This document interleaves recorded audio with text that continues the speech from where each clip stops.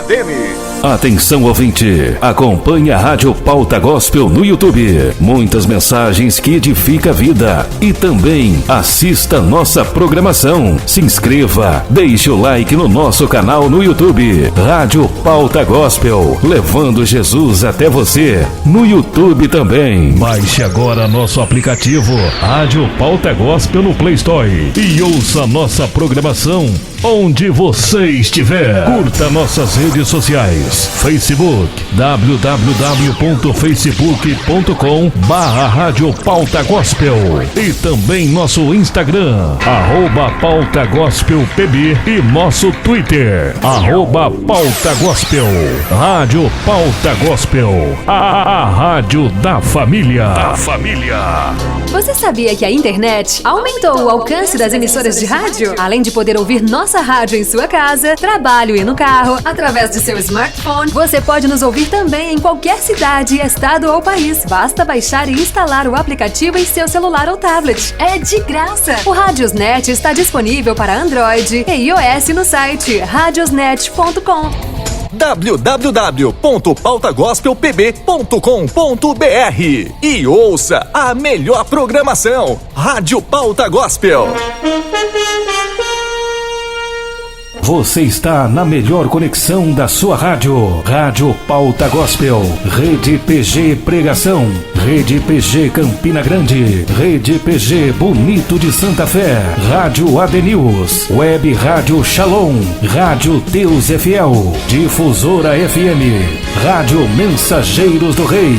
Rádio Getsemane. Rádio Evangeliza e Capuí. Rádio Jesus está voltando. Todas unidas em uma só sintonia, levando Jesus até você. Atenção para o top 3 segundos. Venha de mais um campeão de audiência. Estudar a Bíblia, estudar a Bíblia, estudar a Bíblia na escola dominical. A partir de agora, na sua rádio, programa EBD Online. Momento onde iremos aprender a palavra de Deus através da lição da nossa escola bíblica dominical. No ar, programa EBD Online. Que legal! Oh, que momento sem igual. Cresce na fé e no saber. Vem com a família pra EBD. Vem com a família pra EBD. Vem pra EBD.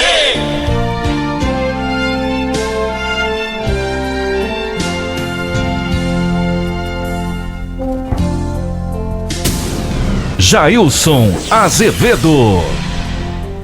A paz do Senhor, meus amados irmãos, para a glória de Deus, aqui nos encontramos em mais um programa EBD Online, para a honra e a glória do nome do Senhor. Deus é bom e tenho certeza e convicção que Ele nos dará uma aula maravilhosa para a glória de Deus. Vladimir Levi. A paz do Senhor, meus amados, louvamos a Deus pela oportunidade que Ele nos concede. Também quero pedir que Deus tome a direção e a frente para que Ele venha falar aos nossos corações e aos vossos corações, em nome de Jesus. Programa EBD Online e o título da lição da semana.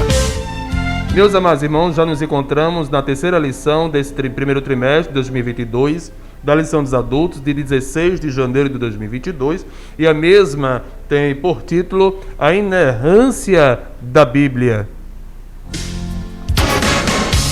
Agora no programa EBD Online, texto áureo. Temos por base o nosso texto áureo, porque em verdade vos digo, que até que o céu e a terra passem, nem um jota ou um tio se omitirá da lei, sem que tudo seja cumprido. Está em Mateus capítulo 5, versículo 18. Programa EBD Online. A verdade prática. A verdade prática nos traz o seguinte, que a doutrina segundo a qual a Bíblia não contém erros algum denomina-se de e denomina-se inerrância das Escrituras. Por isso podemos confiar que em sua mensagem, que é incorruptível. Programa EBD Online. Agora, leitura bíblica em classe.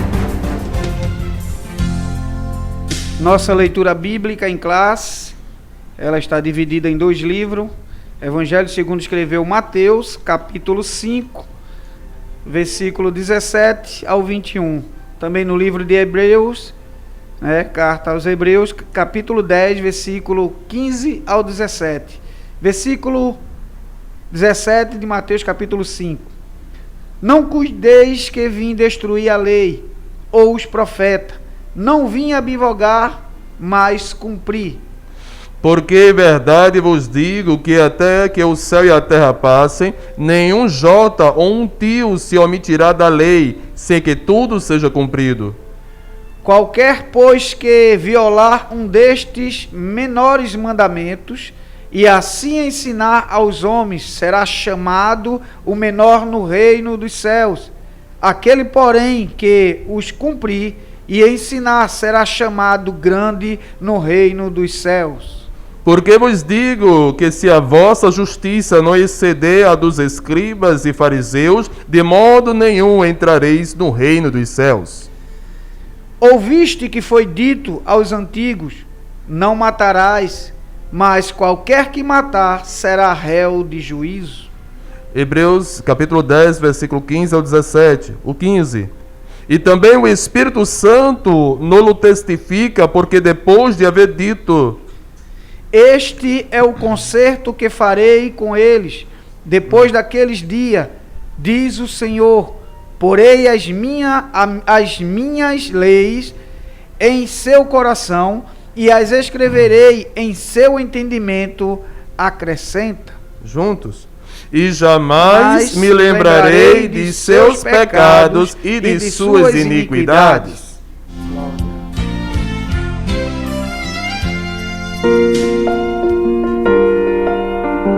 É momento de oração. Feche os seus olhos e creia que Deus se importa com você. Vamos falar com Deus.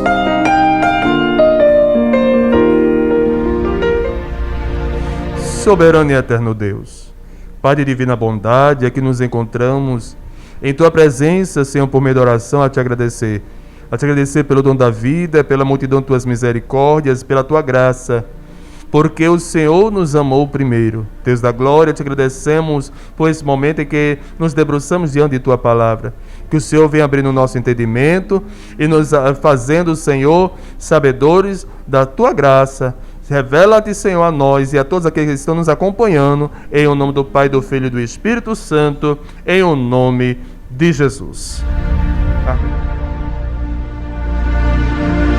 Você está ouvindo o programa EBD Online. Baixe agora nosso aplicativo Rádio Pauta Gospel no Play Store e ouça nossa programação onde você estiver. Criado em 1997, o portal radios.com.br é o maior e mais antigo site de rádios online do Brasil. São mais de 20 milhões de acessos mensais. Acesse e ouça milhares de emissoras do mundo todo. Disponível também para Android e iOS em www.radios.com.br.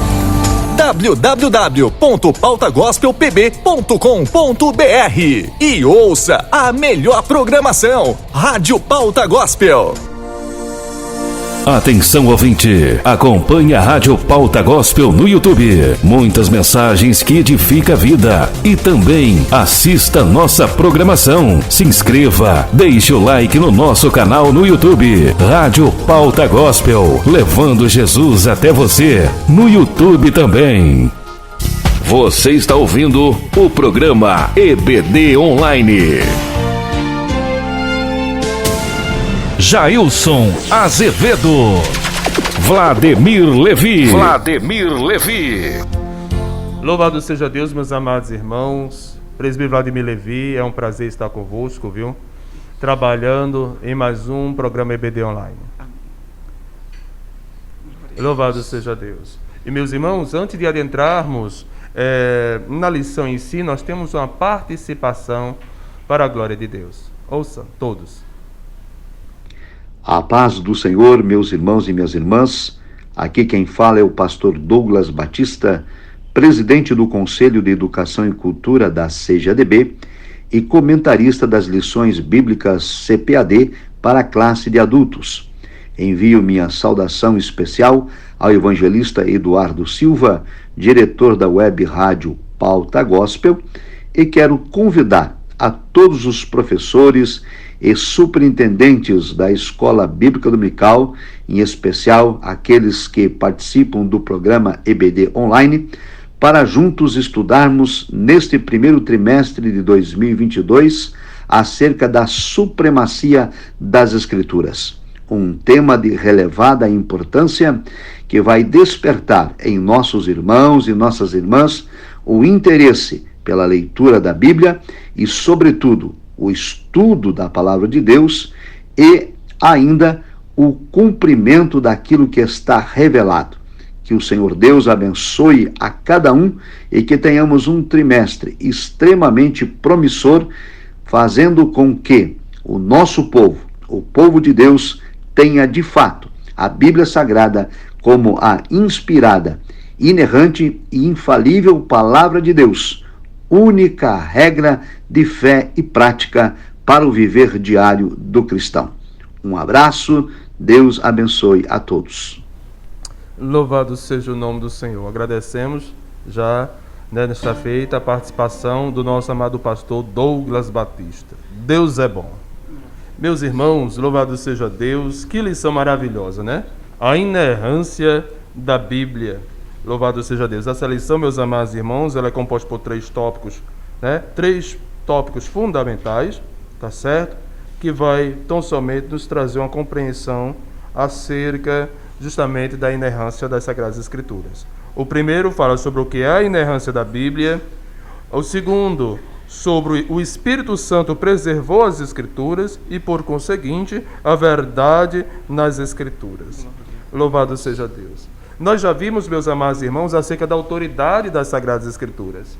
Nós sabemos que ela possui autoridade porque ela foi feita pelo próprio Deus. O autor é Deus, que se utiliza de homens abnegados para que, por meio do Espírito Santo, os inspire a trazer tão somente, passar para o papel aquilo que eles ouviram na oralidade. Nós sabemos que a língua oral, ela é muito boa, ela é passada de pai para filho, é uma questão hereditária, mas pode se perder com o passar dos anos. Daí a necessidade de se escrever, de se registrar.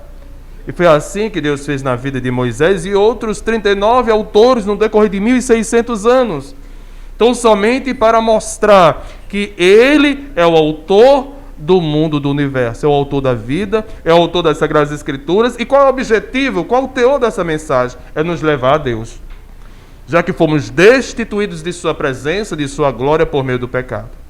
Vimos, meus amados irmãos, na segunda lição, louvado seja Deus, acerca da inspiração. Nós sabemos que nenhum homem tem o poder de escrever tais coisas se não tiver o Espírito Santo de Deus. Porque imagine, em nenhum momento, louvado seja o nome do Senhor, nós vemos contradição nas Sagradas Escrituras. E o Espírito Santo inspira o homem para que ele escreva as verdades de Deus, para que Deus se faça conhecer pelas Sagradas Escrituras. E hoje nós vamos ver justamente sobre a inerrância, ou seja, a infalibilidade, a incorruptibilidade das Sagradas Letras. Louvado seja Deus. Nosso amado irmão presbítero Vladimir Levi. É verdade, nosso presbítero Jailson. Louvamos a Deus por esta lição tão maravilhosa, aonde nós vamos ressaltar, afirmar com certeza que a Bíblia, ela não contém erro. Eu queria até então fazer a citação do nosso textuário, que eu acho interessante, que diz: porque em verdade vos digo, que até que o céu e a terra passe, nenhum jota ou um tio se omitirá da lei, sem que tudo seja cumprido. E nós observamos que a aplicação, né, deste versículo que está no Novo Testamento, a gente observa que por observar o Novo Testamento, sabemos que tudo que foi prometido no Antigo, a gente vê que tudo já se cumpriu, está se cumprindo. A Bíblia, de fato, tudo aquilo que ela falou está se cumprindo, né? A gente observa que já estamos nos finais do tempo, todas as profecias, inclusive a promessa da vinda de um Salvador para o povo de Israel, isto aconteceu de fato. Também a profecia dizia que este mesmo Salvador iria padecer algumas situações difíceis por amor, né, a essas almas, a estes pecadores, e assim também aconteceu. E ele também disse que iria voltar depois da sua ascensão. E nós assim cremos que cabalmente está se cumprindo o que diz as Escrituras. Nada disto aqui, como diz a palavra, nenhum jota ou um tio se omitirá. Tudo vai acontecer. Eu queria tão somente, em outras versões bíblicas, para que alguns irmãos entendam, neste versículo que se encontra no nosso texto áureo, Mateus capítulo 5, versículo 18, também olhando na versão NVT, vai dizer: eu lhe digo a verdade, enquanto o céu e a terra existirem, nem a menor letra ou o menor traço da lei desaparecerá, até que todas as escrituras, todas as coisas se cumpram. Glória a Deus. Assim diz a versão NVT. Como também a Viva, ela vai dizer: eu afirmo a vocês, enquanto existirem céu e terra, a menor letra ou o menor traço da lei continuará de pé até que o seu objetivo seja alcançado.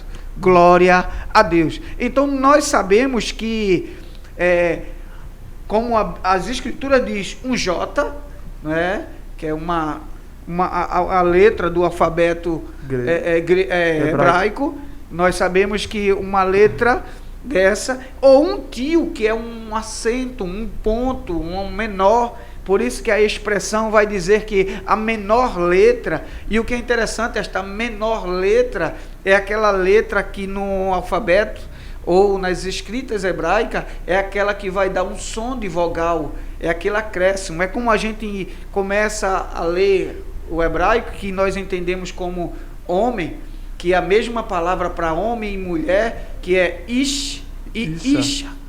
E escrito é a mesma palavra, as mesmas letras, e o diferencial vai estar neste acento, para diferenciar a mulher. A importância de um acento ou da menor letra, como diz aqui o nosso escritor, ela vai se cumprir. Ela tem que se cumprir. Se está lá, vai se cumprir cabalmente. E louvamos a Deus por isso. Louvado seja Deus. As Sagradas Escrituras, elas não só trazem profecias que vão se cumprir. Nós vemos o passado, o presente e o futuro diante dela. E nós vamos trazer esse enfoque científico, porque muitas pessoas hoje querem ridicularizar, né, menosprezar as Sagradas Escrituras, o vendo tão somente, né, como um livro histórico, simplesmente onde há crônicas, ou seja, histórias que trazem, muitas vezes, uma aplicação moral para as nossas vidas. Não é somente isso. Nós vemos o passado, nós vemos o presente, nós vemos o futuro. O passado, o Cristo crucificado, já ocorreu. O presente, não só no que diz respeito ao princípio das dores, as profecias acerca do período, né, pré-tribulacionista, né? E também as coisas do porvir. Vemos a questão da ascensão da igreja por meio do arrebatamento, né? E também o reino milenial, o período da tribulação e o julgamento de Satanás e seus demônios.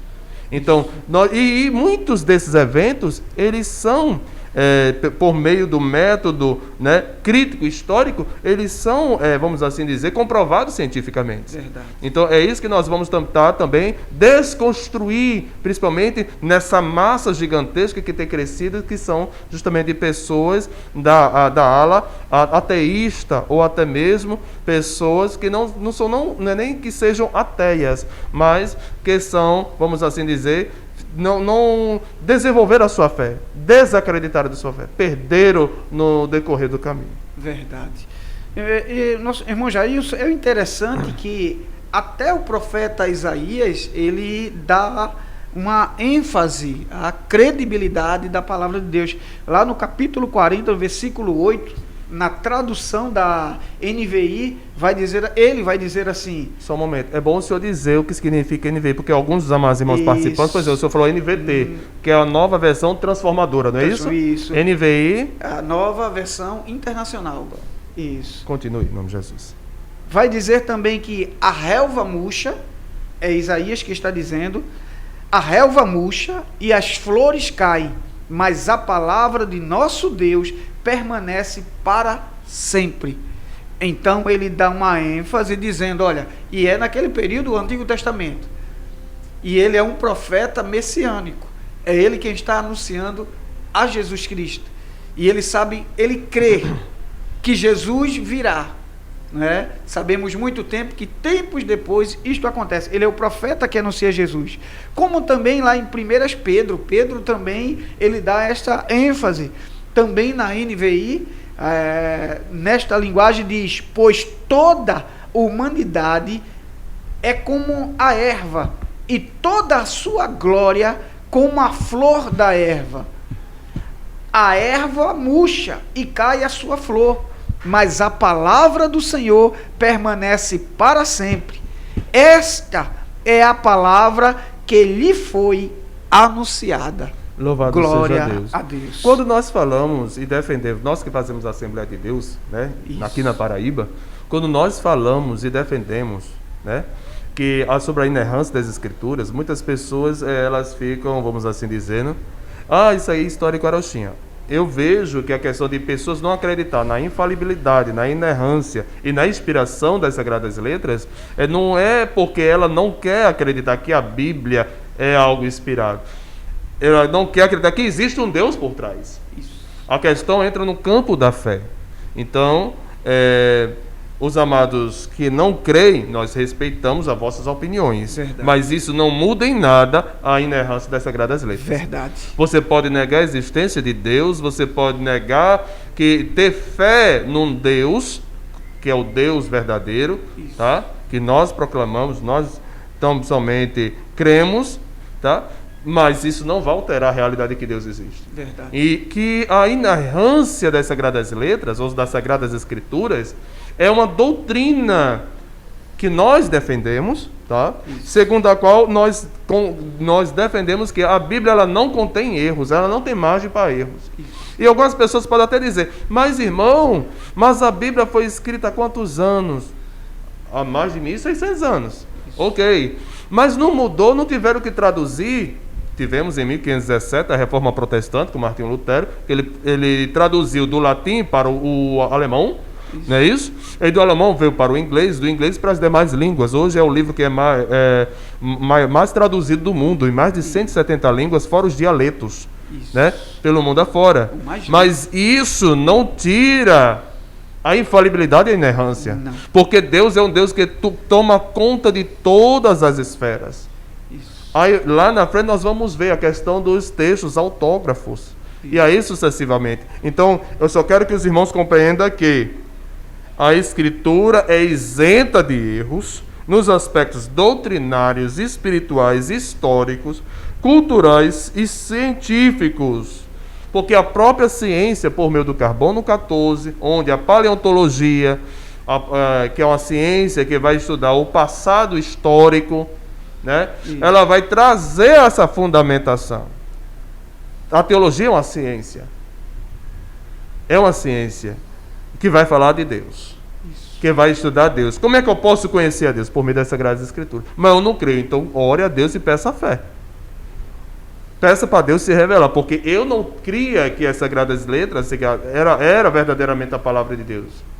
Porque nós que conhecemos o mundo como ele hoje é, nós sabemos que quem tem um conhecimento, conhecimento é poder, e muito se utiliza disso de uma forma ímpia, de uma forma maquiavélica, de uma forma que venha lhe beneficiar. E nós sabemos que se hoje as Sagradas Letras estão traduzidas, principalmente no português, que é a nossa língua oficial no Brasil, né? É porque homens devotos deram as suas vidas, se debruçaram diante dessas Sagradas Letras. Não foi durante uma semana, não foi durante um ano, foi durante vários anos. Inclusive, um deles é o nosso muito digno irmão João Ferreira de Almeida, que já partiu para a eternidade. Isso. Sempre consegui fazer, inclusive, algumas revisões, atualizações, algo do tipo. Mas é um homem de Deus, inspirado por Deus. Isso. Não é porque é uma cópia que não vai perder a sua fidelidade. Não. Se foi traduzido ipsilitro que está ali, inclusive nós temos textos interlineares, né? Ipsilitro que estava no original, não perdeu a essência, não perdeu a inerrância. É interessante o que o senhor falou, que existe até algumas pessoas que comentam alguns pensamentos de dizer que se eu não creio, logo não existe. Se eu não creio, não vai acontecer. Alguns pensadores e alguns com bases em alguns livros que levam pessoas a ter esta linha de pensamento, mas nós sabemos, como o senhor bem colocou, que embora que a pessoa não creia, tudo que está escrito referente a Deus, da parte de Deus, acontece. Se ela então não participa, é diferente, mas ela pode presenciar os acontecimentos. Tanto é que quando nós falamos sobre a verdade que contém, que não contém, né? Como alguns dizem, contém, mas na verdade é a palavra de Deus. E com relação à expiração, que algumas pessoas dizem que a expiração depende muito daquilo que você acredita e vê, como que alguém vê, olha para a natureza, para as árvores, e nós sabemos disso, que eles aplicam que Deus está nas coisas. Talvez por causa dessa essa mistura de religiões levam as pessoas a acreditar que seja o ecumenismo, não é isso? Também. E a gente observa que eles vão levando outros a descrerem da palavra de Deus, levando as pessoas a ficarem tanto liberais, materialistas. Eu acho interessante isso, e eu queria até pegar este versículo ainda, a gente dividindo ele. Eu achei interessante este comentário, dividindo este versículo com relação a esta fidelidade da palavra de Deus, quando diz assim, dividindo em 4 partes, porque em verdade vos digo, dividindo assim, aí a explicação diz, esta palavra apontam que o que irá ser dito é de máxima importância, não é? Como alguns queiram ver, dependendo da versão da Bíblia, vai se ter essa compreensão, até que o céu e a terra passem, ou seja, até o fim das eras, ou enquanto esta realidade presente durar, enquanto isso estiver acontecendo, nem um J ou um tio. Aí é aquela explicação que a gente deu. J é a menor letra do alfabeto hebraico. Tio é a menor parte da letra, ou menor traço que distingue diversos pares de letras hebraicas. 4. Omitirá da lei sem que tudo seja cumprido. Todo o propósito divino profetizado nas Escrituras deve acontecer, nada ficará sem cumprimento. O que eu acho interessante também é o texto lá em Apocalipse, capítulo 22, versículo 18, que diz: porque eu testifico a todo aquele que ouvir as palavras da profecia deste livro, que se alguém lhes acrescentar alguma coisa, Deus fará vir sobre ele as pragas que estão escritas neste livro. E se alguém tirar quaisquer palavras do livro desta profecia, Deus tirará a sua parte da árvore da vida e da cidade santa que estão escritas neste livro. O que eu acho também interessante é a fala do nosso muito digno pastor Norman Geisler. Inclusive eu quero apresentar aos amados irmãos este livro muito excelente, que fala sobre a inerrância da Bíblia, né? Que é um livro organizado por Norman Geisler, que inclusive publicou uma teologia sistemática pela CPAD, que é a Casa Publicadora das Assembleias de Deus, onde ele diz, né, na página 182 do capítulo 6, onde vai falar sobre a inerrância dos autógrafos, que são os livros, os textos originais. Isso. Ele diz o seguinte: louvado seja o nome do Senhor. A Igreja Evangélica defende a doutrina da inerrância original não como artifício apologético, e sim com base em alicerces teológicos sólidos. Deus não prometeu inspirar os copistas, nem garantiu que a transmissão de sua palavra se daria de modo perfeito. A qualidade extraordinária da palavra revelada de Deus deve ser preservada de alterações arbitrárias. Podemos ter certeza de que possuímos a palavra de Deus em nossas Bíblias graças à providência divina. Ele não permite que seu propósito em se revelar seja frustrado. Na verdade, os resultados da crítica textual confirmam que possuímos um texto bíblico substancialmente idêntico ao dos autógrafos, de que não foi interrompida pelo emprego de amanuenses pelos autores bíblicos, nem se contradiz em face do uso que faz o Novo Testamento da Septuaginta como escritura. Então ele vai falar outras, portanto, a limitação da inerrância dos autógrafos originais, conforme crê a Igreja Evangélica, é justificável, basilar e defensável. Além disso, não põe em risco a suficiência e a autoridade das Bíblias atuais. O que isso significa, meus irmãos? Que, em base do método crítico histórico, por quê? Porque todo texto tem o seu contexto histórico-cultural. Então, nós podemos ver que não há inerrância nas Sagradas Escrituras.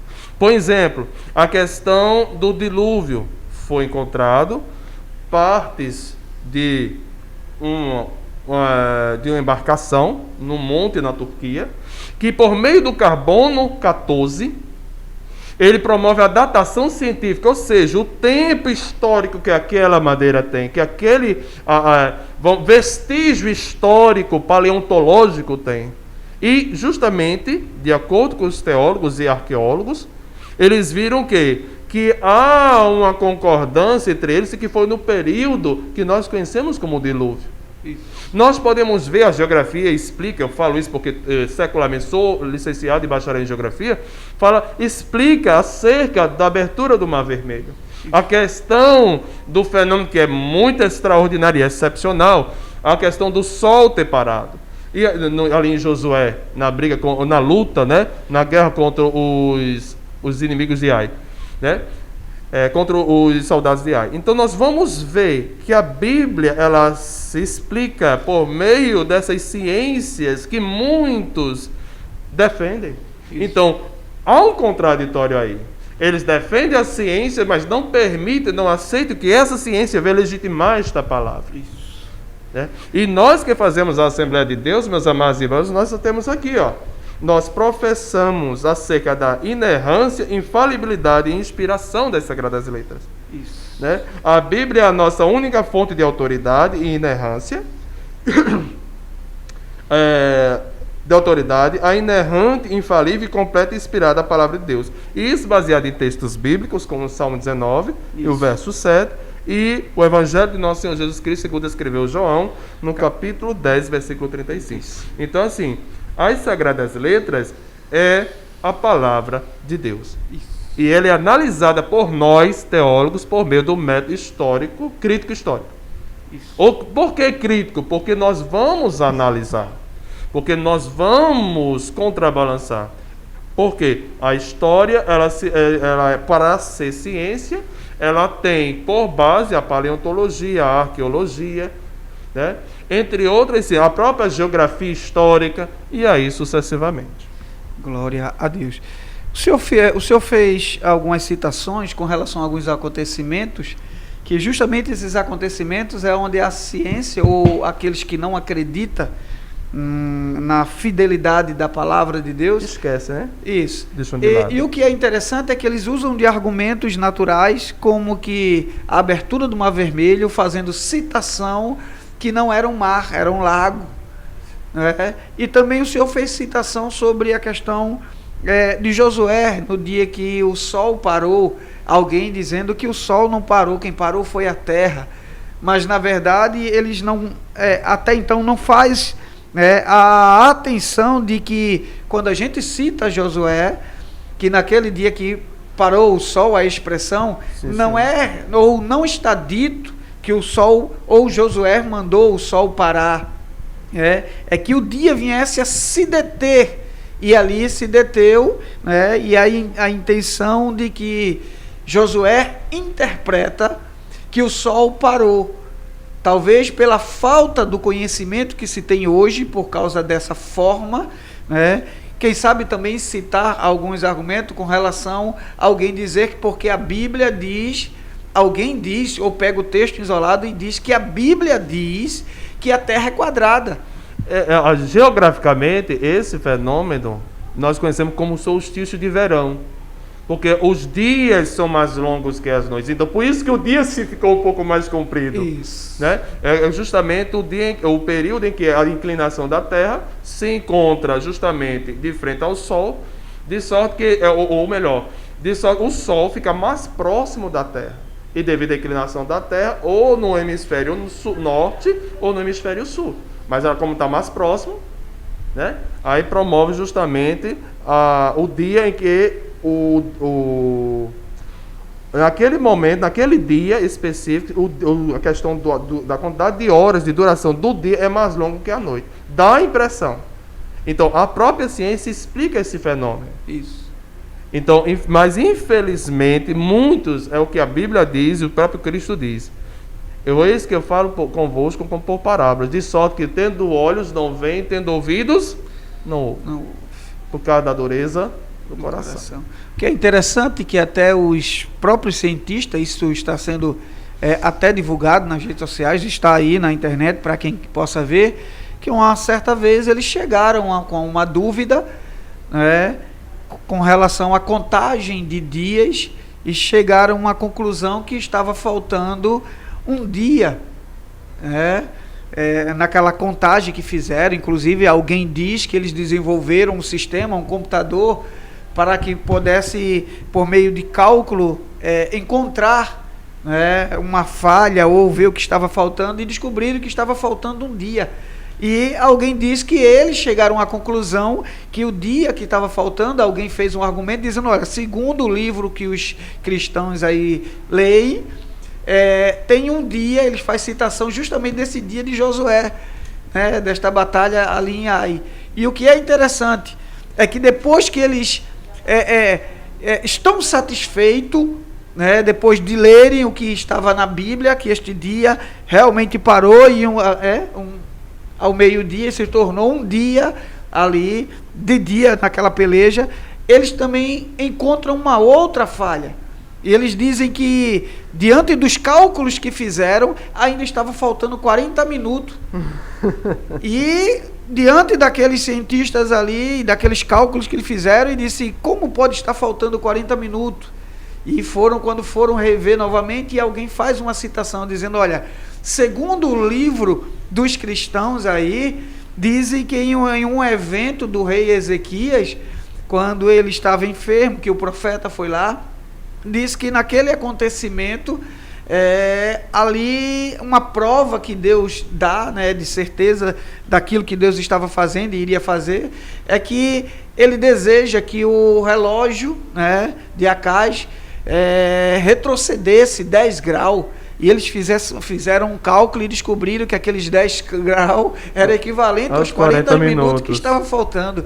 Então a gente louva a Deus, parece algo engraçado, mas a gente observa que a ciência, né, sempre tentando explicar ou desvalorizar a palavra de Deus, mas nós temos certeza e cremos dessa forma que nem um J, nem um tio. Certo. Glória a Deus. O nosso autor do artigo, Greg Bunsen, ele diz o seguinte na página 186, que o texto bíblico pressupõe sua autoridade. O Antigo Testamento, por exemplo, é sempre citado no Novo Testamento depois de fórmulas como Deus disse Deus, ou Deus disse. Isso. Ou o Espírito Santo predisse. A palavra da Escritura é identificada, né? É identificada com a palavra de Deus. Por esse motivo, todos os argumentos teológicos são decididos de uma vez por todas pela autoridade inerrante expressa na fórmula está escrito. Em virtude de sua origem divina, as Escrituras são integralmente confiáveis e infalíveis. Podemos ver isso em 1 Timóteo, capítulo 1, versículo 15, Tito, capítulo 3, versículo 8, e 2 Pedro 1, 19. É só alguns textos, porque são inúmeros. Isso. De modo que, por meio delas, podem distinguir entre o que é verdadeiro e o que é falso. Verdade. Lembremos que Cristo certa vez fala: eis que eu vos falo agora, para que quando aconteça, vós possais crer. Inclusive sobre acerca do seu sacrifício. Isso. Né? Da situação que ele tinha que passar para nos dar a vida. Então, nós vemos aqui que as Escrituras são um modelo de confiabilidade, podemos ver em Lucas 19, 13, e jamais nos desapontarão, tampouco nos confundirão, como Isaías 28, 16 nos retrata. Isso. Então, sua precisão se estende a cada detalhe mínimo, como disse nosso Senhor, a menor letra e ao menor traço, como o senhor bem leu em Mateus 5,18. De tal forma que a solidez da mínima porção dela encontra respaldo no todo. Eu acho lindo isso. Glória. Eu, o Senhor, falo a verdade, eu anuncio o que é certo. Isaías 45,19. Verdade. Então, é Deus que faz isso. Queria fazer uma observação na definição aqui dessa inerrância. A inerrância é a doutrina que afirma que a Bíblia é totalmente verdadeira em todos os seus ensinamentos. Podemos, portanto, afirmar que a Bíblia, quando corretamente é interpretada de acordo com o nível de desenvolvimento da cultura e dos meios de comunicação da época em que foi escrita, e tendo em vista os propósitos para os quais foi revelada, e é plenamente confiável em tudo que afirma, segundo Millard Erickson, em seu livro. A inerrância é a doutrina segundo a qual a Bíblia não contém erro algum. Significa que ela é verdadeira em tudo o que afirma. Deste modo, a Escritura é isenta de erros nos aspectos, é o que a gente já vem comentando, doutrinários, espirituais, éticos, morais, históricos, culturais, científicos e em todos os demais temas. Só para trazer vamos assim dizer, uma compilação de tudo que nós falamos. Nós falamos sobre o conceito de inerrância. Isso. Né? Bíblica. Falamos sobre a reivindicação, né? A Bíblia reivindica a sua inerrância, porque Isaías ele reivindica a inerrância das Sagradas Escrituras, Isaías 45:19, quando diz: eu, o Senhor, falo a verdade, eu anuncio o que é certo. Isso. O próprio Cristo, vamos ficar por par. Provérbios, no caso, isso. Salomão, isso. Fala: toda a palavra de Deus é pura, Provérbios 35. Isso. O salmista Davi fala em Salmos 18:30, a palavra do Senhor é provada. Isso. O próprio último juiz, né? Isso, Samuel fala que o caminho de Deus é perfeito e a palavra do Senhor é refinada, 2 Samuel, capítulo 22:31. E o próprio Cristo atesta acerca da inerrância das Sagradas Escrituras no texto de Mateus 5:18, que é um texto áureo, texto de ouro. Né? E a questão da infalibilidade e a inerrância, para a gente concluir esse primeiro tópico. Isso. Né? Geralmente, algumas pessoas acham que infalibilidade e inerrância são sinônimas, mas não são. Pelo menos nós que fazemos a Assembleia de Deus, nós gostamos muito vamos assim dizer, diferenciar esses dois termos. Por quê? Porque existe um grupo de cristãos, né, se é que eu posso dizer que são cristãos, né, que por causa dessa etimologia, né, eles afirmam que a Bíblia é somente infalível quanto à sua mensagem salvífica. Verdade. E não as consideram como inerrante. Para mim, é a pessoa se contradizer. Por isso que nós preferimos usar ambos os termos. Nós cremos e ensinamos que a Bíblia é infalível, incapaz de falhar, e é igualmente inerrante, livre de erro. Isso. Quem é que pode estar livre de erro? Só as Sagradas Escrituras. Eu posso interpretá-la errada, mas ela está certa. Está certo. Vai depender da minha finalidade, vai depender do meu nível também de conhecimento acerca dela, verdade, ou até mesmo as minhas intenções, porque existem muitas pessoas com segundas intenções, pegando um texto sem contexto para virar pretexto, para trazer ou para trazer morte, para trazer veneno na panela, para trazer fermento, para levedar toda uma massa, e aí sucessivamente. Então, negar essas verdades é desacreditar de sua autoridade e inspiração divina. Glória a Deus. Louvado seja isso é interessante, fechando aqui, eu queria fazer citação do concílio que houve em Chicago, em 1978. Sim, senhor. Na cidade de Chicago, foi realizado o Concílio Internacional da Inerrância Bíblica. Sim, senhor. Inclusive tem um artigo sobre esse evento aqui. Ao término do evento, quase 300 eruditos publicaram a Declaração de Chicago, ratificando a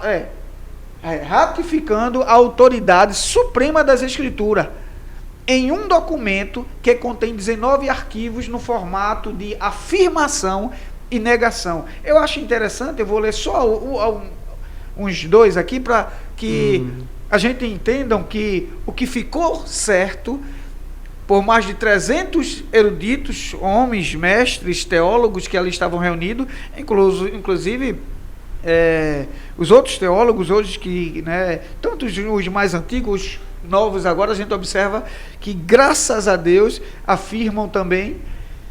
O primeiro artigo, ele diz que afirmamos que as Sagradas Escrituras devem ser recebidas como a palavra oficial de Deus, negamos que a autoridade das Escrituras provenha da igreja, da tradição ou de qualquer outra fonte humana. Porque algumas pessoas podem até trazer isso para si, dizendo, naquela igreja ali foi ela quem desenvolveu, foi ela quem fez a aplicação, ela modificou, a palavra de Deus para que trouxesse um melhor para o povo, aplicando ou se dizendo que alguém ali melhorou a palavra, porque alguém hoje está dizendo que a Bíblia precisa passar por reforma. E a gente sabe muito bem que quem tem que ser reformado é o pecador. Ele tem que passar por uma reforma, uma regeneração. Mas aqui a gente observa que um dos artigos que foi citado nesse concílio diz que, como afirmação e negação, e como negação diz que da tradição ou de qualquer outra fonte humana. Se vir um humano dizer que ele foi que fez, inclusive, vai ser citado em nossa lição, alguns livros apócrifos, inclusive conversando com o nosso professor também, Ismael, lá no capítulo 15 de 2 Macabeus, lá no finalzinho, ele vai... se contradiz. Se contradiz tudo, que foi ele quem escreveu, foi ele quem sentiu, foi a forma como ele quis escrever, não traz inspiração. O que eu acho interessante é que todo o texto bíblico, o autor dele, por exemplo, Moisés fez o Pentateuco, o livro da lei, Isso. A Torá, a Ramusharushé Torá, mas em nenhum momento ele diz, eu fiz o livro, eu sou o autor desse livro. Ele não diz, porque ele sabe que ele é um mero instrumento de Deus. Agora a pergunta que não quer calar é, Por que a necessidade de transmitir para o papel esses ensinamentos? Por que não continua na oralidade? É algo que você pode se perguntar, meus amados irmãos ouvintes da rádio. A resposta já temos, mas nós vamos falar no decorrer do segundo toque, vamos iniciar. Verdade. Acerca do o Espírito Santo preservou. Isso. Aí entra na questão da infalibilidade das Sagradas Letras. Louvado seja Deus. Aí vemos aqui os manuscritos autógrafos, apógrafos, os apócrifos e pseudoepígrafos. Que textos são esses? Que manuscritos são esses? Irmão Vladimir Levi. É interessante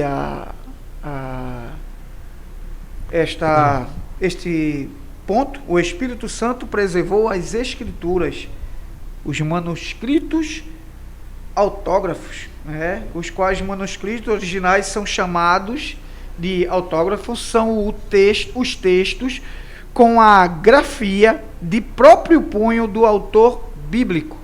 Aí nós podemos citar alguns, como Paulo, como Moisés, né? Até mesmo como o próprio Pedro, né? É citado e ele escreve, o apóstolo Paulo, e nós sabemos muito bem que não de próprio punho em si, mas até por citação, né? Paulo, pois é, usando um remanescente, né? E ele lá escrevendo. Então nós sabemos que o autógrafo é aquele que escreve e não necessariamente seria aquele que está sendo inspirado, mas ele pode estar citando e ele escrevendo. Não é uma psicografia, algo que Deus é uma pessoa recitar e você é tipo copista. Isso, né? É um escriba que está sendo escrevendo ali, e ele não pode errar naquilo que está sendo dito para escrever. Até porque eu acho interessante, e cabe aqui uma citação, porque eu brinco às vezes na escola bíblica, que alguém foi condenado por causa de uma vírgula na escrita. Porque um certo homem foi acusado, para que a gente reflita sobre esta questão, a questão do autógrafo, né? Não é autógrafo aquele que sai assinando, escrevendo, mas diz que este homem, para que a gente entenda este que escreve, este homem foi acusado de um crime, e levaram ele à presença do rei para ser julgado. E o rei olha e observa e vê que ele não tem nenhum crime, não cometeu, foi um engano. Então o rei manda chamar, né, o escriba e disse: escreva aí que isto acontece, escreva aí, matar não, soltar. E isto acontecendo, o rapaz, né, levaram ele preso, e dias depois o rei, quando observando as crônicas, observou que aquele homem tinha sido morto, e mandou chamar o escriba e o carcereiro e disse: o que foi que houve? Eu não mandei soltar. Ele disse: não, o Senhor mandou matar. Então me traga os escritos. Quando trouxeram, estava lá: matar, não soltar. Aí a observação é que uma vírgula estava no lugar errado. E isto é interessante. O que eu acho muito interessante, que antes de falar desses tipos de manuscritos, é bom a gente saber o conceito de manuscrito. Isso. Né? Isso. Manuscrito é uma palavra derivada, né, justamente do latim. Temos mano, que vem de manus, mãos. Scriptus, né? Escrever. É um documento escrito, copiado à mão, sobre um suporte físico. Pode ser um papiro, pergaminho ou códice.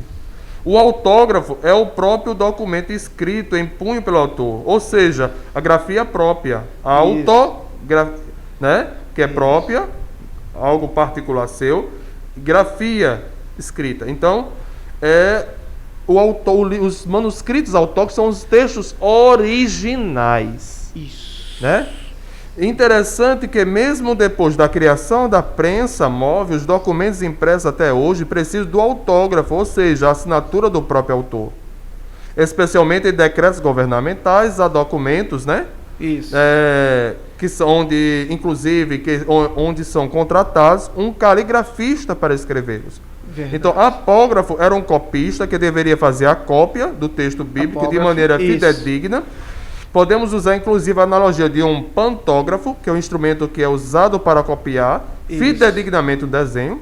Isso. Quem se encarregava desse trabalho tinha a obrigação de fazê-lo de forma milimétrica, olha só, a fim de não errar, principalmente se for no latim. O latim tem 5 declinações. Uma palavra tem 5 significados ou até mesmo 10, dependendo do contexto. Verdade. Né? Diz a tradição que os originais geralmente eram guardados para evitar a apropriação indevida. Daí o surgimento das descobertas dos grandes textos manuscritos no Mar Morto, em vasos. Isso, né? em vasos. Na escrita dos textos bíblicos, devemos destacar o belíssimo trabalho dos escribas, uma profissão artesanal que tratava da escrita de documentos.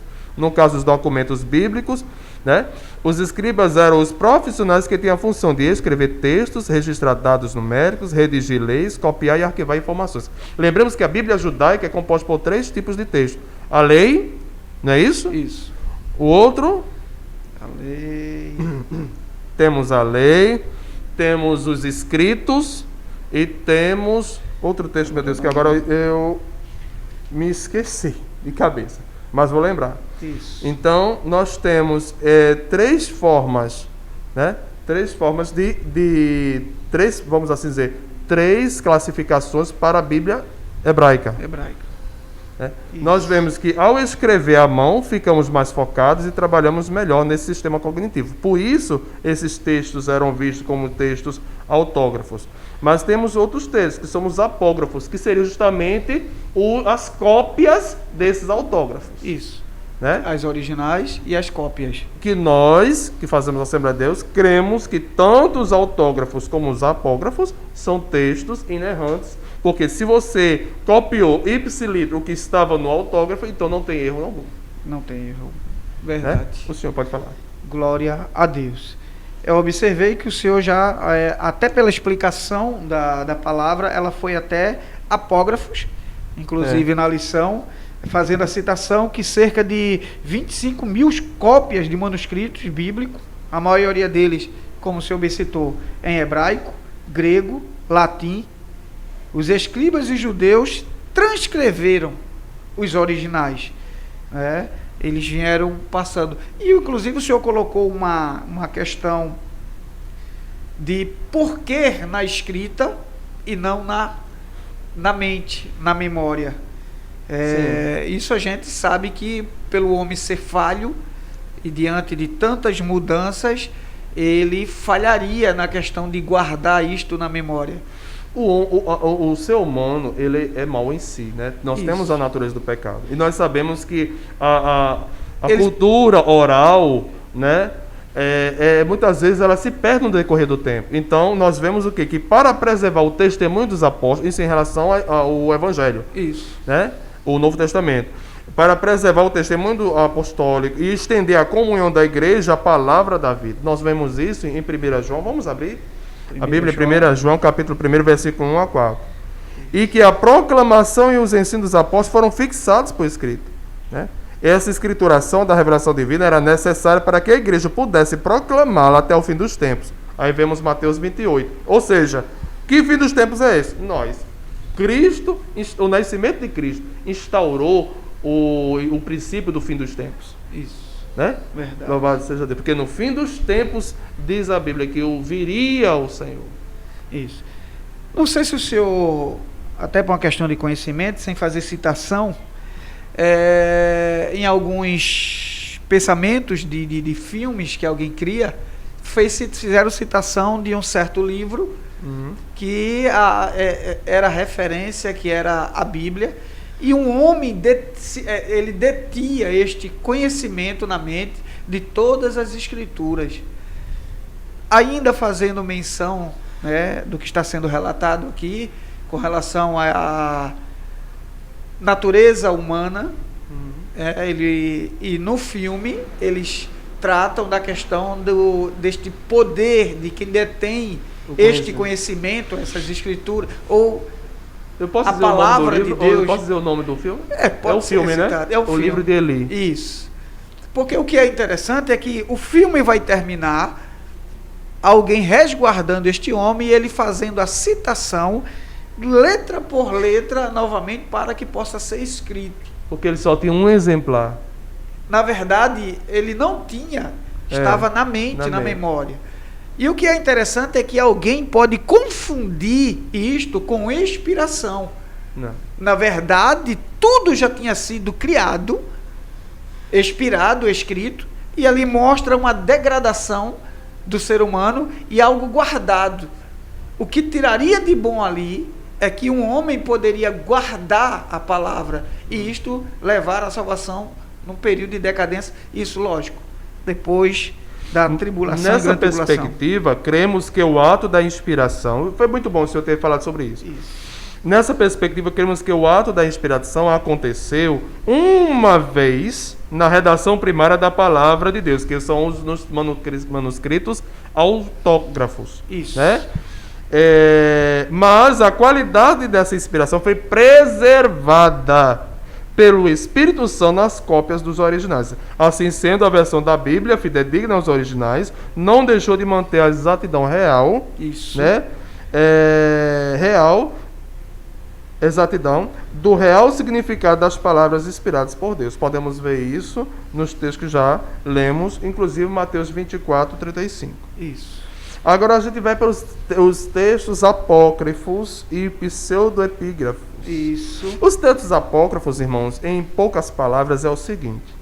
São textos, apócrifos já está dizendo, escondidos. Isso. São textos que, de acordo com vários concílios, como o concílio de Nicéia, entre outros concílios, eles não foram vistos como textos inspirados. Verdade. Por quê? Porque há várias controvérsias, há várias, vamos dizer assim, ela se auto-autentica. Ela se contradiz com o decorrer de todos os outros demais livros. Ou seja, livros como o livro de Tobias, que eu já li, já tive acesso a esses livros, de Tobias, Judite, Macabeus, primeiro e segundo Macabeus, Baruque, entre outros. Eles apresentam erros anacrônicos, doutrinas falsas e práticas divergentes das Escrituras, a exemplo da oração pelos mortos. Porque nós sabemos que uma vez morto, segue-se ao juízo. E que há um abismo muito grande entre os vivos e os mortos, de sorte que ninguém que está lá vem para cá, nem ninguém daqui vai para lá. Então isso aqui já corrobora para a gente desmistificar o espiritismo e o secretismo. Muitos crentes hoje, principalmente aqueles que não têm base bíblica, estão caindo nessa, vamos assim, nessa armadilha satânica. Verdade. E alguém faz citações de alguns textos desses para querer corroborar. Por isso que nós não compreendemos como os inspirados. Isso. Podemos ver bem isso lá em Lucas 16, versículo 19, quando fala sobre rico e Lázaro. Quando o rico, ele está já no Hades ou no Sheol, Geena, né? Isso. No pré-inferno, vamos assim dizer, um lugar já de tormento. Ele diz: Pai Abraão, pede para que Lázaro molhe o seu dedo e toque nos meus lá, porque estou em tormento. Ninguém daqui, quem está no paraíso, no seio de Abraão, não pode ir até quem está no Sheol. Isso. Imagine entre os vivos e mortos. Não tem. Aí aqui a gente já desmistifica o espiritismo, principalmente o kardecista. Perdoe os amados irmãos espíritas, eu vos amo em Cristo Jesus, mas é a palavra de Deus. Tanto é que eles fizeram o evangelho segundo o espiritismo. Então, já não é Bíblia. Verdade. Tanto é que o lema deles é: fora da caridade não há salvação. Eu tenho costume dizer que é fora de Cristo não há salvação. Ponto final. Verdade. Louvado seja Deus. É interessante, o senhor está falando com relação aos livros, aí o nosso comentarista, ele vai terminar este subponto dizendo: dentre eles, a Assunção de Moisés e o Apocalipse de Pedro foram produzidos por autores anônimos e espúrios que atribuíram indevidamente sua autoria a profetas e apóstolos. O senhor Isso. É tremendo. Continue. Na Bíblia dos judeus, atestada por Jesus como a lei, como lei, profetas e escritos. Não faziam parte os livros apócrifos, nem os pseudos-pígrafos, né? Por esta razão, eles não integraram o cânon bíblico protestante. Desta forma, não reconhecemos a autoridade desses livros por não serem inspirados pelo Espírito Santo. Glória a Deus. O que eu acho interessante, eu quero trazer esse texto, porque eu já fui espírita, né? Kardecista, e eu quero desmistificar uma coisa aqui, falar que tem algum irmão espírita assistindo, né? Alguns dizem que defendem o espiritismo baseado naquele texto em que Saul, ele vai até uma feiticeira. Isso. E invoca o espírito, supostamente o espírito de Samuel. E eu gostaria de ler esse texto, eu gostaria que o senhor me ajudasse a encontrá-lo. 1 Samuel. 1 Samuel, né? Capítulo... Glória a Deus. O senhor deu uma olhada que eu vou lendo, citando o contexto. Nós vamos ver que Deus rejeitou a Saul. O próprio Samuel fala para ele que Deus o rejeitou. O homem de Deus morre. Aí ele fica sem orientação. Para onde eu vou? Porque Deus já tinha tirado o Espírito Santo e tinha permitido um espírito maligno que o perturbasse. E ele vai atrás de uma feiticeira, não é isso? Isso. Justamente para pedir orientação a ele. Só que o diabo, a Bíblia diz que ele tem o poder de se transfigurar em anjo de luz, né? Então nós vamos ver o que? Aqui, o capítulo 28. Saul consultou uma pitonisa de Endor. Isso. Aí ele vai dizer o que? Nas palavras dela. E Saul aparece, supostamente Saul, né, que é o diabo. Lógico. Diz, pode ir para a guerra, Deus já te deu a vitória. E o que é que acontece com ele? Morre ele, se suicida. Isso. Se precipita por sua própria espada. E o filho dele, Jonatas, morre.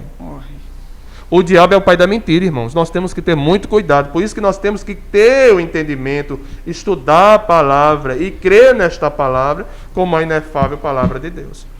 Então, nós temos que ter essa compreensão. Nós vemos que a lei, olha só, a Bíblia judaica ela é composta pela lei, pelos profetas, principalmente Isaías é muito citado, principalmente nas sinagogas, né, no Sabat, que é o sábado, pelos rabinos e por pessoas que têm, né, influência dentro da comunidade judaica, e os escritos que são justamente os salmos, que lá eles não leem como nós lemos, eles cantam os salmos, porque os salmos são para ser cantados, segundo a cultura judaica. Verdade. Então nós vamos ver que não faziam parte dos livros apócrifos, por isso que esses livros nós vemos que eles são divinamente inspirados. Isso. Né? Então, dessa forma, não reconhecemos a autoridade desses livros. Que livros? De Macabeus, Tobias, Judite, Baruque e outros, por eles não serem inspirados pelo Espírito Santo. Inclusive, fazendo menção a que anjos e demônios desceram e coabitaram com as filhas dos homens. E nós sabemos que isso não existe. Como é que um espírito pode coabitar, ter relações com o ser humano de carne e osso? Não existe. Então, o Espírito Santo manteve a revelação divina incorruptível, bem como a exatidão das palavras originalmente inspiradas pelo Deus da nossa salvação. Irmão Jailson, eu queria ler a passagem que o senhor citou. Leia, por gentileza. Até para que os nossos ouvintes eles possam perceber que a Bíblia não manda ou não diz que é. Até porque o ato que está sendo cometido já é errado. É proibido por Deus. Que inclusive o próprio Deus, quando vai dizer para o povo, quando entrares na terra que te dá o seu teu Deus, não aprenderás fazer conforme o costume daquele povo. Não não consultarás outros deuses são mortos. Ele fala sobre a questão dos adivinhos mágicos, não consultar os mortos, não fazer passar os filhos pelo fogo. Ele fala da feitiçaria em si. Uma coisa que eu quero ressaltar o óculos é novo, eu fico na agonia, sabe? Uma coisa que nós temos que ressaltar: astrólogos, adivinhos, Não é que a pessoa praticava feitiçaria, porque alguns podem se lembrar de Davi, de Daniel. Quando escreveram Mene, Tekel, Parsi, chamaram os astrólogos, os adivinhos. Quando ele teve aquele sonho, chamaram astrólogos, adivinhos. Quem eram esses? Era o povo douto. Isso. O povo que estudava astronomia, que estudava... Não é o feiticeiro em si. Era a prática deles, até porque Deus, né, não queria que o povo entrasse por esse caminho, trazendo a certeza, a convicção, colocasse a esperança nessas questões, porque Deus era aquele que supria. O senhor citou, eu queria ler para que nossos ouvintes entendessem, que diz assim, aí, versículo 6, e perguntou Saul ao Senhor, porém o Senhor lhe não respondeu, nem por sonho, nem por Urim, nem por profeta. Aí observe agora a decadência. Então disse Saul ao seu criado, buscai-me uma mulher que tenha o espírito de feiticeira, para que vá a ela e a consulte. E os seus criados disseram, eis que em Edor há uma mulher que tem o espírito de adivinhar. E Saul disfarçou e vestiu outras vestes, e foi ele e com ele 2 homens. E de noite vieram a mulher e disse, peço-te que me adivinhes pelo espírito de feiticeira e me faças subir a quem eu te disser. Então a mulher lhe disse, eis aqui tu sabes o que Saul fez, como tem destruído da terra os adivinhos e os encantadores, porque pôs-me armas um laço à minha vida, para me fazer matar. O que é interessante é que a prática de Saul era justamente o que ele abominava, né? Isso, porque era uma ordem de Deus, era a prática do povo de Deus, era essa. Inclusive alguns entraram por esses caminhos, mas a gente observa que a palavra de Deus, ela vinha sendo cumprida. E quando ela entra por esse caminho, aí é quando a Bíblia vai relatar que Samuel, mas a gente não sabe que era, a gente sabe que não era Samuel. Era o diabo. Tanto é que a resposta, leia por favor mais adiante, a resposta que o suposto Samuel deu a ele. Aí, e o rei lhe disse, não temas, porém que eu que vês. Então a mulher disse a Saul, vejo deuses que sobem da terra. E ele disse, como é a sua figura? E disse ela, vem subindo um homem ancião e está envolto numa capa, entendendo, subentendendo, isso, que deduzindo, era, é bom os irmãos leem, né? Entendendo, que era Samuel, inclinou-se com o rosto em terra e se prostrou. Aí, a Bíblia dá continuidade, porque entendendo Saul, Samuel disse a Saul, por que me desinquietaste, fazendo-me subir?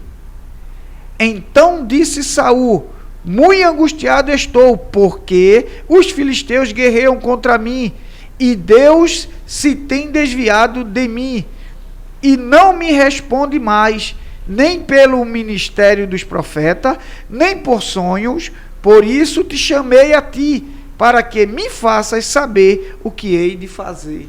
Lê mais adiante. Aleluia. Então disse Samuel, por que, pois, a mim me perguntas, visto que o Senhor te tem desamparado, e se te tem feito teu inimigo? Porque o Senhor tem feito para contigo, como pela minha boca te disse. E o Senhor tem rasgado o reino da tua mão, e o tem dado ao teu companheiro Davi. Nós sabemos que isso aqui, Samuel, antes de morrer, tinha dito a ele que o reino dele já tinha passado. O diabo só sabe aquilo que já aconteceu. Lógico. E o rasgado aqui que ele diz é justamente o que aconteceu quando Samuel ia saindo, que ele pega nas vestes de Samuel. Então, falar daquilo que aconteceu é muito bom. É muito fácil. E nós louvamos a Deus por isso, que a Bíblia ela não tem erro. Ela aponta para um único caminho, não é? Infelizmente, algumas pessoas se isolam e não prestam atenção que entendendo Saul. E de vez em quando é assim. Algumas pessoas entendem ou subentendem, né? E às vezes faz com que a palavra ou a Bíblia em si perca, para alguns, o valor merecido. Glória a Deus. Então nós sabemos o que são livros apócrifos. Isso. E os livros pseudoepígrafos. Isso. O que são os livros pseudoepígrafos? Diz que os livros ou escritos cujos nomes atribuídos à obra ou autor são falsos. Pronto. Só para deixar bem claro para os amados irmãos. Pseu, porque a gente sabe falso. Falso, né? É, falso. Agora vamos para o terceiro e último tópico desta lição, que vai falar sobre a verdade nas Escrituras. Isso. Temos a Bíblia, que é a verdade plena, a revelação plena, né? Isso. A verdade espiritual e moral e a verdade histórica e científica. Aqui já trabalhamos um pouco dela, né? Quando falamos acerca da arqueologia, paleontologia e a história, né? Isso. E a ciência histórica. Verdade. A Bíblia é a verdade plena. Irmãos, o que eu acho interessante é como Deus ele é maravilhoso. Por meio de uma revelação limitada, os 3 reis magos conseguiram encontrar a Cristo. O povo judeu, por meio dos seus principais doutores da lei, os fariseus, eles tinham a revelação plena de Deus por meio da Torá e não conseguiram alcançar Cristo Jesus. Verdade. Né? Então, o termo verdade do hebraico, emet, significa o que é confiável ou correto. Né? Então, nós vamos ver que já no vocábulo grego nós vemos a aletheia, que é justamente no sentido de real, aquilo que é palpável, fidedigno. Isso. Então, nós entendemos, né, como a verdade plena como sendo a Bíblia, as Sagradas Escrituras. A realidade exata dos fatos em concordância com o pensamento de Deus. Então, a Bíblia, ela ensina que Deus é verdade. E a sua palavra também é verdade, porque dele não há sombra de variação. Em Deus não há engano. Em Deus não há engano. O escritor aos Hebreus declara que é impossível que Deus minta. Aí Deus me faz lembrar, Números 23, 19. Deus não é homem para que minta, nem filho do homem para que se arrependa. Isso. Então, o que Deus fala pouco. Mas o que ele fala, ele diz lá em Jeremias. Estou vendo a vale de amendoeira assim, porque eu velo pelas minhas palavras para cumprir. Então, em vista disso, cremos que a palavra de Deus possui autoridade e deve ser obedecida acima de qualquer autoridade humana. Efésios 5,19 fala muito isso, né? A questão da autoridade. Até onde eu posso obedecer às instituições governamentais? Até não infringir a palavra de Deus, porque ela é soberana. Verdade. E Deus não manda ninguém. Mas, irmão, a Bíblia não diz que tem que respeitar as autoridades constituídas? Sim, mas respeitar é uma coisa. Você se anular à luz da palavra é outra. Se fosse assim, Daniel tinha se corrompido. Verdade. Ele não tinha prestado culto a seu Deus, porque o Nabucodonosor disse que era para adorar ele. Isso. Né? Então, há limites, meus amados irmãos. Nós não podemos ser cegos a isto. Verdade. Nós não podemos nos deixar nos alienar acerca disso. Isso. Louvado seja Deus. O senhor pode trazer alguma consideração acerca desse tópico? Em vista disto, né, dando continuação à sua leitura, cremos que a palavra de Deus possui autoridade e deve ser obedecida acima de qualquer autoridade humana. Assim, este texto serve de base para a afirmação: o que a Bíblia diz é o que diz Deus. Aí entra novamente na questão da inerrância. Isso. E eu quero trazer o seguinte, acerca do significado desse termo, né? Que é um termo recente, ele é mais recente, e traz a conotação de que a Bíblia não contém nenhum erro de ação, que são os erros materiais, nem contradições internas, que são os erros formais. O conceito de infalibilidade, ele volta-se para o conhecimento pessoal que alguém tenha de Deus. Então, infalibilidade, eu creio que a Bíblia é infalível porque eu conheço o autor da Bíblia, que é o próprio Deus. Isso. Não é isso? Isso. Pronto, então é nessa perspectiva. Porque a inerrância ocupa-se mais especificamente com a transmissão precisa dos detalhes da revelação. O Verbo se fez carne. É interessante, num comentário uma vez, até numa roda com companheiros de trabalho, se levantou uma polêmica sobre um determinado comportamento na nossa sociedade. E foi questionado de diversas formas, inclusive alguns eles se posicionam a favor, outros ficam neutros em cima do muro, sem um lado para escolher. E o que é interessante é que eu fiz uma pergunta, isto para ímpios. Eu disse, o que a Bíblia diz? Aí eles disseram, não sei. E eu fiz citação de aquilo que Deus disse que não era para fazer. Era o assunto do momento.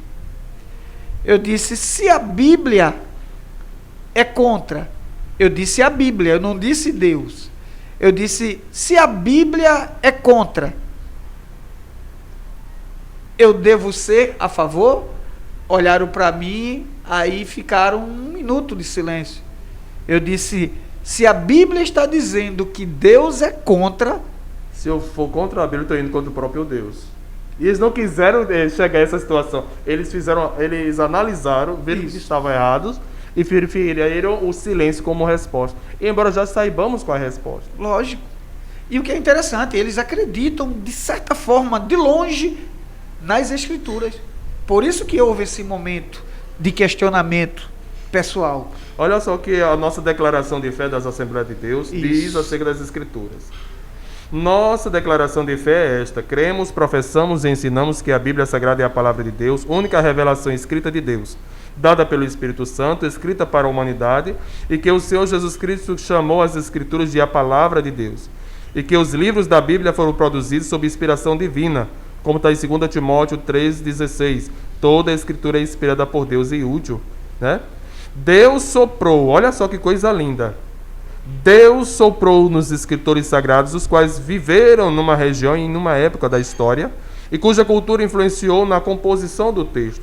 Estes homens não foram usados automaticamente, né? Eles foram instrumentos usados por Deus, cada um com sua propriedade, com sua própria personalidade e talento, né? A inspiração da Bíblia é especial e única, não existindo nenhum outro livro inspirado e outro menos inspirado, tendo todos o mesmo grau de inspiração e autoridade. Se nós formos analisar, por exemplo, o Pentateuco tem na língua portuguesa, nós falamos sobre recursos estilísticos, a forma como ele escreve, a narrativa, né? Os personagens, as histórias, cada um ele vai falar de uma forma. Eu acho lindo a diferença que existe. Por exemplo, na Torá, que são justamente a lei, os escritos, né, e os profetas, e nós vamos ter, por exemplo, as cartas paulinas. Nós vemos que os recursos estilísticos são diferentes. Isso. Agora a gente vai ver por quê. As características de cada um desses escritores é diferente. O tempo, o contexto histórico-cultural é diferente. A formação, enquanto pessoa, enquanto ser humano e também enquanto conhecimento das Sagradas Letras, era diferente. Isso. Moisés fez inspirado por Deus. Ele não tinha nenhum texto base. Paulo já tinha a Torá. Verdade. Já tinha o livro da lei. Isso. Então, podemos ver essas discrepâncias, mas isso tudo é para a glória de Deus. E em nenhum momento há uma contradição, e sim um complemento. O Antigo Testamento se completa. Isso. Há uma concretude no Novo Testamento. É por isso que o escritor aos Hebreus ele vai fazer esta ligação, dizendo que tudo que aconteceu no Antigo Testamento eram sombras que apontavam para Cristo. Isso. Então, louvamos a Deus por isso. E nós sabemos que Paulo, por conhecer o Antigo Testamento, né, como eles estudou e era fariseu, né, podemos dizer de nascença, porque isso veio do princípio do seu pai. E o que é interessante, a revelação da palavra veio agora, né, através do Espírito Santo, que iria trazendo luz para que ele pudesse escrever as cartas baseadas nos acontecimentos. E louvamos a Deus por isso. Agora, o que eu acho interessante é que a sociedade que nós vivemos hoje, ela é uma sociedade altamente em que há uma inversão de valores. Muitos promovem, ridicularizam, né, são céticos quanto à autoridade da Bíblia, à inerrância da Bíblia, à infalibilidade da Bíblia. Isso. Por quê? Porque os valores mudaram. A Bíblia foi a que instituiu, foi por meio da Bíblia, que instituiu o nosso códice, ou seja, os princípios morais e espirituais. Isso. Nós sabemos hoje, por exemplo, no Brasil é crime a questão da poligamia, porque a própria Bíblia fala. Isso. Antes do direito civil, o direito criminal, dizer que era crime matar, homicídio, roubar, a Bíblia já dizia isso. Então, tudo, podemos ver, principalmente a questão das leis de crimes, a lei penal, é baseada toda ela na Bíblia. E pega muitos textos, pega muitos termos do latim. Por quê? Porque eles recorreram à Bíblia no latim. No texto, vamos assim dizer, uma terceira língua original, vamos assim dizer, né, que só tem duas línguas originais e um dialeto, que é o hebraico e grego, que é as línguas, e o aramaico, o dialeto. Mas assim, nós tivemos acesso à Bíblia em latim. Então, por meio dessa Bíblia em latim, ele pegou esse códice, esse código, e implementou para promover o quê? Um equilíbrio na sociedade. Porque se não houvesse lei, vivíamos num período de anarquia. Verdade. Narcisismo.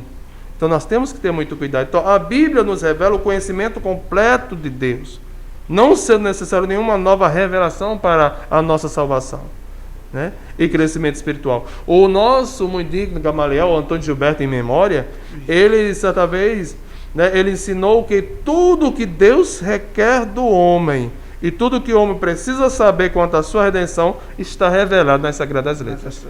Nas Santas Escrituras, que é a palavra de Deus. Igualmente a ética e a moral se fundamentaram na revelação divina. E o que é ética? Você lembra que nós tivemos uma lição falando sobre a questão da ética, da moral? Então assim, hoje a sociedade vive, nós sabemos que o príncipe desse mundo já opera, e é uma inversão de valores muito grande, porque o que é certo nas Sagradas Letras vamos assim dizer, é besteira para a filosofia vigente neste mundo de horror. Podemos ver isso na vida de José. Rapaz, desse ser besta. Tu poderia ascender socialmente no Egito se tu ficasse com a mulher de Potifar. Mas ele sabia, porque ele cresceu ouvindo a palavra de Deus. Independente do lugar. Sobre a questão do adultério, independente de qualquer um de vocês esteja, se você tem raiz nas Sagradas Letras, você não se corrompe. Então, agora, nem pode se corromper, nem pode se conformar, porque Ló não se corrompeu. Mas a Bíblia revela que o anjo diz: apressa-te, Ló, para sair deste lugar. Porque ele não praticava o pecado, mas era conivente com o pecado. Verdade. Ele ia vivendo. Ele ia vivendo. Tanto é que quando Deus se apresenta para Moisés estava onde? Dentro da tenda. E quando os santos do Senhor, os anjos do Senhor, se apresentam lá, ele estava onde? Na entrada da cidade. Isso. Então assim, um estava na tenda que representa a presença de Deus, e o outro estava na porta da cidade, que era abominação aos olhos do Senhor. Então ele tinha parte com aquilo. Isso. Mas Deus agiu de misericórdia por causa de Abraão. Então é Deus. É Deus. Pode falar, meu amado. Verdade. Louvamos a Deus por isso. O que é interessante é que o senhor fez citação. Aquilo que a palavra de Deus diz ser pecado, permanece sendo pecado. Mas tem gente hoje muda o tempo e as estações, mas a palavra de Deus ela continua atual, mais atual que o jornal que vai passar amanhã. Mas o tempo não muda. Mas Daniel diz que Deus é o Deus que muda o tempo e as estações, estabelece reinos e derriba reis, e ele continua sendo Deus. Isso. Mas a palavra dele não muda. Permanece, porque é um dos atributos dele. Deus é imutável. Atributos incomunicáveis, né? Isso. Ele é imutável, assim como a sua própria palavra é imutável.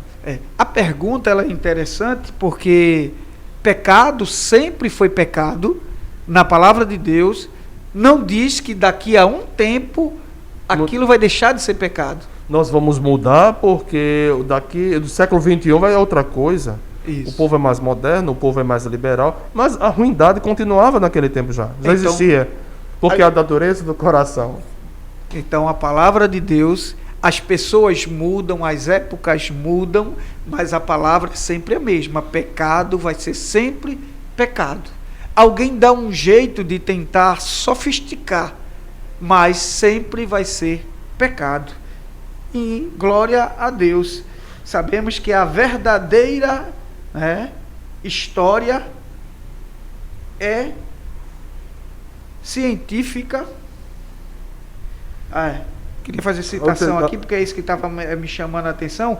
Cremos que a Bíblia é devidamente infalível em toda maneira que aborda, infalível em toda a matéria que aborda. Eu Salmos achei interessante 12, né? isso aqui, porque para falar da palavra de Deus, o salmista, eu amo o Salmo 119. É o salmo mais longo e ele vai retratar. Ele dá uma ênfase muito grande à palavra de Deus. Tanto é que ele usa o alfabeto todinho grego. Isso, eu queria justamente fazer essa citação em si, porque o alfabeto é hebraico, só a retificação é hebraico. Todinho. É interessante letra por demais. letra. E o que é interessante? Aborda, a matéria é essa, o salmista, porque o nosso comentarista colocou aqui, e isso me chamou a atenção justamente porque o salmista ele vai fazer essa aplicação e ele vai dar sempre ênfase, ele vai falar do seu sofrimento, de vez em quando apontar a Cristo, a volta de Cristo, nosso estado que nós estamos, mas ele sempre dando ênfase à palavra de Deus. Aí, dando continuidade aqui, John Wesley escreveu que se houver um erro, pode haver 1000. E se existir alguma falsidade, então a Bíblia não é o livro da verdade de Deus. É interessante isso aqui, porque algumas pessoas, talvez por não compreender e entender algumas questões, vai fazer uma citação dizendo que está errado aqui está falando de forma errada, e ele faz uma aplicação, se tiver um erro vai ter vários. Vai depender da interpretação. Por exemplo, quando Paulo Aí a gente volta lá no início. Quando Paulo ele descobre uma situação, né, em que um jovem estava coabitando com a esposa de seu pai, isso, que não era a mãe dele, isso. Paulo diz o quê? Entrega-o a Satanás. Aí pensa, mas irmão, quem lê assim, de cara, sem ter um contexto, sem ter a interpretação do que aquilo significava. Isso. Significava o quê? Que ele seria excluído da comunhão, aí vem a disciplina, porque a disciplina veio para corrigir, para colocar no prumo aquilo que se desviou, porque o pecado é o alvo, para ele voltar para o caminho verdadeiro. A igreja ora para quê? Ele vai ser exposto, vamos assim dizer, excluído da comunhão da igreja. E o que isso significa? Vai abrir uma legalidade, porque ele não vai estar debaixo da autoridade espiritual de Deus. Ele não vai estar debaixo do versículo de Deus. O que é que vai acontecer? A vida dele vai ser minada. Mas a Bíblia relata mais adiante, para que a sua alma no final venha a ser restaurada e esteja segura em Deus. Então assim, ele fala em relação à disciplina. Mas se uma pessoa lê o texto, por isso que existe o dicionário das cartas paulinas. Se eu ler o texto sem conhecer os recursos estilísticos, linguisticamente falando, que esse autor se utiliza, ele vai dizer, isso aí não existe não, cadê o amor? Quando muitos hoje dizem, irmão, não julgue o outro irmão não. Muitas vezes é para dizer, deixa ele pecar. Irmão, não me julgue não, só quem pode me julgar é Deus. Ele está dizendo, deixa eu pecar em paz, não se intrometa não. Quando na realidade Cristo nos ensina, se tu vires o teu irmão em erro, chama-o à parte e o adverte. Se ele se corrigir, tu ganhaste o teu irmão. Se não, vai com mais uma ou duas testemunhas. Ele não é para passar para a igreja não, para ficar na primeira página da fofoca não. É para chamar dois irmãos irrepreensíveis e vai ter com o teu irmão. Se ele aceitar a repreensão, tu ganhaste, teu irmão. Do contrário, convoca a igreja. Quando ele fala aqui, ele fala da eclésia, a liderança da igreja. Mostra a situação. E esse irmão, se ele se corrigir, amém. Se não, ele será excluído da igreja. De sorte que o que é ruim, a gente tem que excluir. Porque uma laranja podre faz toda um pomar se destruir. Verdade. Cabe algumas observações. Nenhuma palavra ou letra pode ser escrita pela memória. Ou escrita, ou o escriba deve ter uma cópia autêntica diante dele, e ele deve ler e pronunciar alto cada palavra antes de escrevê-la. Lógico, a gente sabe isso aqui é citação de como isso era escrito. Mas só para que a gente possa entender com relação a esta mudança ou este pensamento possivelmente que alguém possa ter com relação aos eventos, né? Aí voltando lá com relação à criação, com relação à história, os fenômenos da ciência escrito, a fidelidade daquilo que foi escrito, para que ninguém hoje não possa interpretar de forma errônea. Regras escritas foram dadas sobre a forma das letras, espaço entre letras, palavras e seções, o uso da caneta, a cor do pergaminho, porque hoje estou entrando por caminhos, mudando as bíblias, as versões, algumas questões que incubidamente em alguns lugares entram situações de leitura. Eu tive eu não sei se prazer de um colega, ele está com uma Bíblia e tinha algo inserido, né, repetidamente na Bíblia dele, e eu achei interessante isso. Inclusive, ele não me deixou ver que versão era essa, e eu digo, mas isso está na Bíblia? Ele disse, tá. E o que é interessante é, entre linhas, dando um outro entender, disse, meu Deus, e tem Bíblia desse jeito? Ele disse, não, essa aqui eu comprei. Também não me disse onde. Eu não sei se era de propósito, mas... É complicado. E a citação que o senhor fez de John Wesley é muito interessante. Isso. Ele fala o seguinte, John Wesley escreveu que ele não está dizendo que tem. Isso. Se houvesse um erro, pode haver 1000. E se existir alguma falsidade, então a Bíblia não é o livro da verdade de Deus. Por conseguinte, a Escritura não se equivoca quando descreve a criação, os eventos da história e os fenômenos da ciência. Significa que Deus criou os autores bíblicos e os preservou do registro de inverdades de qualquer natureza. Assim sendo, endossamos que a Bíblia Sagrada é a verdade inspirada de Deus, inerrante em sua totalidade, isenta de toda falsidade, fraude ou engano. E como é que você, irmão, defende isso? Você teve acesso aos originais? Não tive acesso aos originais. Isso. Mas, ao estudar a Bíblia, nós aprendemos, por meio dos cursos teológicos, analisá-la, o texto bíblico, por meio do método crítico histórico. Isso. Nós temos a nosso dispor a paleontologia, a arqueologia e a história. São 3 ciências. E a geografia bíblica. Isso. Aí entra a geomorfologia, tá? Paleontologia no que diz respeito a paleoambientes, ambientes históricos. Por exemplo, quando a Bíblia diz sobre os grandes répteis, a ciência fala sobre os grandes répteis, que são os dinossauros. Nós cremos, a Bíblia fala sobre os grandes répteis. A ciência fala da extinção deles. A Bíblia faz menção a um período em que a terra sem forma e vazia. Isso. E nós, associando esse texto a outros textos, nós vemos, aí entra no campo da fé, a batalha que houve nos céus, onde Lúcifer foi precipitado de alto a baixo. Lucas 10 está lá. Isso. Isaías 14 está lá. E nós vamos ver a terra sem forma e vazia. Onde é que Deus, sendo perfeito, vai fazer algo sem forma e vazio? Então a Bíblia fala sobre inúmeros outros fenômenos. A questão do abrir do Mar Vermelho. Isso. A questão sobre o sol parou, que eu falei do equinócio de verão. Então, assim, nós temos que ter o entendimento que nós não falamos de nós mesmos. Verdade. Nós falamos das Sagradas Letras, nós pregamos e professamos, cremos nas Sagradas Letras, E a nossa análise aqui, irmãos, não é simplesmente de um ponto de vista. É vendo a Bíblia como a inerrante palavra de Deus e tendo como base um cunho científico por meio da crítica histórica. Ninguém pode derrubar esse livro. Não.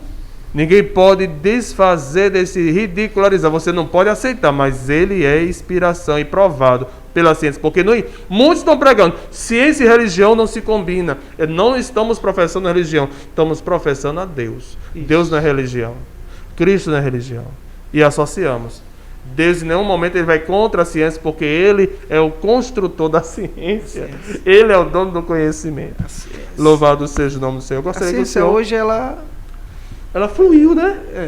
Coisa tremenda. Se o senhor puder trazer algumas considerações, louvado seja o nome do Senhor. Nós louvamos a Deus por causa daquilo que nós aprendemos com relação às Escrituras Sagradas. Eu quero só fazer a conclusão. Apesar de algumas considerarem redundante o uso dos termos inspiração, inerrante, infalibilidade, para legitimar a autoridade das Escrituras Sagradas, nossa ortodoxia professa e ensina que a Bíblia é a inspirada palavra de Deus, inerrante e infalível, como plena autoridade em tudo o que diz. Assim cremos. Louvado seja Deus. Deus é a verdade e a sua palavra é a extensão dela. Isso. Tudo o que a Bíblia ensina, tanto na teologia, história ou ciência, é a verdade. Ponto final. É prego batido e ponta virada. Deus é bom. Meus amados irmãos, que Deus em Cristo continue vos abençoando com toda a sorte de bênçãos, continue conosco por meio das mídias digitais, né? Estamos passando esse programa, meus amados irmãos, por meio da rede de rádios vinculada à Rádio Pauta Gospel, no interior do estado, aos nossos amados irmãos de Portugal, Alemanha, Espanha, Estados Unidos, né? Aqui no Paraguai. Deus em Cristo continue vos abençoando com toda a sorte de bênçãos. Aos nossos amados irmãos pastores do campo, né? Deus vos abençoe para a glória de Deus. Vamos orar. Aleluias. Glória a Deus.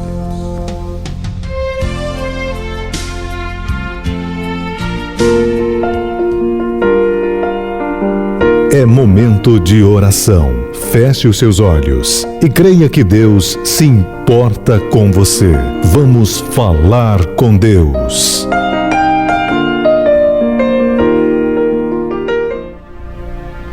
Maravilhoso Deus, Pai de infinita graça, Deus de infinita misericórdia. Pai, te louvamos, meu Pai, por tudo que tu nos concedeste. Por esta aula, meu Pai, Deus eterno, que os teus servos, meu Pai, aqueles que estão ouvindo, meu Pai, a tua palavra, Deus. Pai querido, que o Senhor venha edificar na graça e no conhecimento. Deus, ajuda-nos, meu Pai, a aplicar em nossas vidas a tua palavra. Cremos, meu Pai, que tua palavra é verdade. Ela nos instrui e nos dá certeza que Jesus está voltando. Pai, te louvamos por tudo, em nome de Jesus.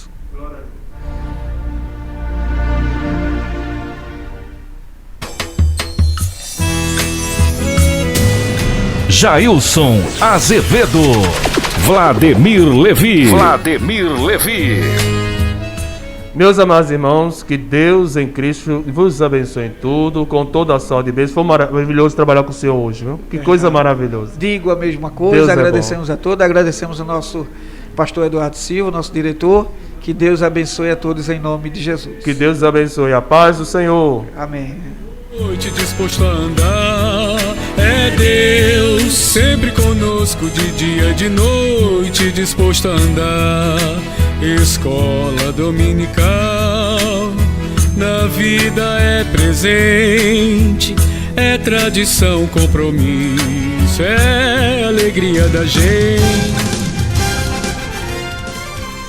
Final de mais um programa EBD Online. Até nosso próximo programa.